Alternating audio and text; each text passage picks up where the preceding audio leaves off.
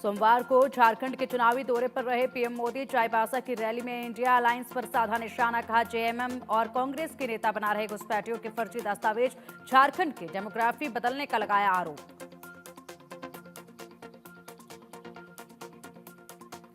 चाईबासा से पहले गढ़वा में पीएम मोदी ने की रैली। अपनी चुनावी रैली में बोले पीएम, ये चुनाव बदलाव का चुनाव है, भ्रष्टाचारी सरकार को हटाने का और जनता की सरकार बनाने का चुनाव है और इसके लिए मैं आप सबका आशीर्वाद मांगने आया हूं। पीएम मोदी ने सीएम हेमंत सोरेन का नाम लिए बिना उनके और उनके मंत्रियों के भ्रष्टाचार का किया जिक्र, कहा मैंने भी पहली बार नोटों का पहाड़ टीवी पर देखा।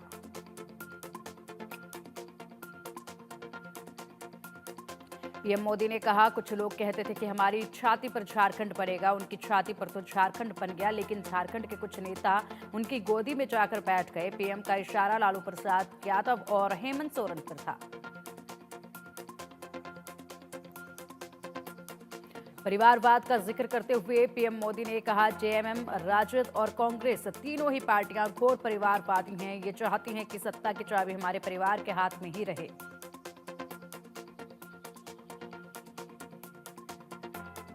यूपी उपचुनाव में थम नहीं रहा पोस्टर वॉर। सपा दफ्तर के बाहर लगा नया होर्डिंग, पोस्टर पर लिखा 2024 का जननायक, 2027 का महानायक। योगी कैबिनेट की बैठक आज। उद्योग, नगर विकास और कुंभ मेले से संबंधित 23 से ज्यादा प्रस्ताव पर चर्चा। नए प्रस्ताव से विकास की गति तेज होने की संभावना। जम्मू कश्मीर विधानसभा के स्पीकर चुने गए अब्दुल रहीम राथर। विपक्षी दलों द्वारा चुनाव न लड़ने के फैसले के बाद राथर को ध्वनि मत से चुना गया अध्यक्ष। कनाडा में हिंदू मंदिर पर हुए हमले पर बोले रवनीत सिंह बिट्टू, लोगों को परेशान करने के लिए धार्मिक स्थानों के बाहर आए खालिस्तानियों को देखकर ऐसा लगता है कि कनाडा की पुलिस उनके समर्थन में खड़ी है।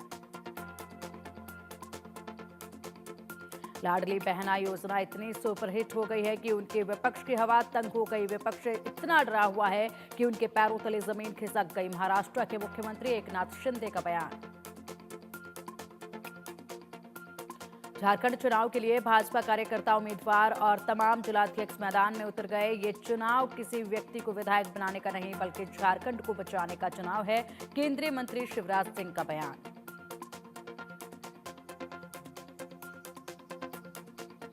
केंद्रीय मंत्री जितिन राम मांझी ने जनसुराज प्रमुख प्रशांत किशोर पर कहा उनका प्रचार तंत्र लगा हुआ है। वे दूसरों के भी प्रचारक रहे हैं और अब अपना भी प्रचार कर रहे हैं, लेकिन बिहार के लोग प्रचार में विश्वास नहीं करते।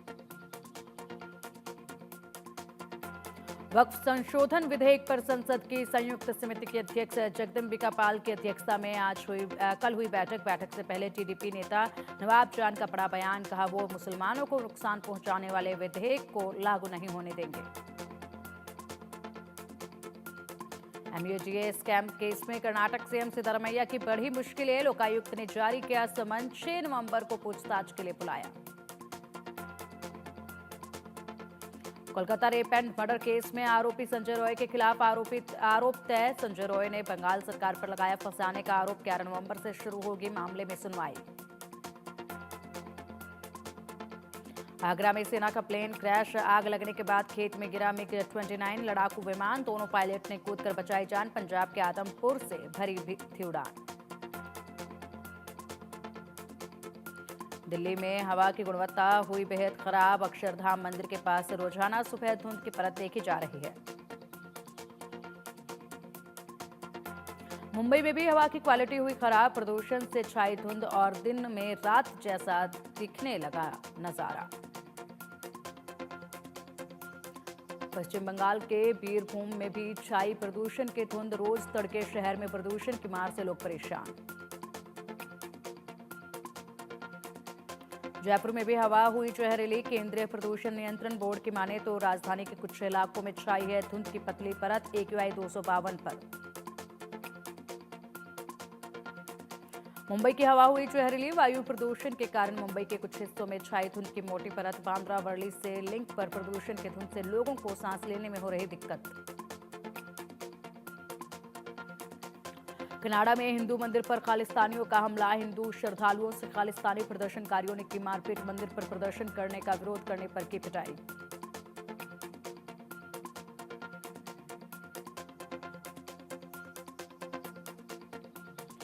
पाकिस्तान और ईरान के बीच आई रिश्तों में दरार। गैस पाइपलाइन समझौते को लेकर दोनों देशों की बढ़ी तल्खी। गैस पाइपलाइन को लेकर ईरान ने अंतर्राष्ट्रीय अदालत में दर्ज किया केस।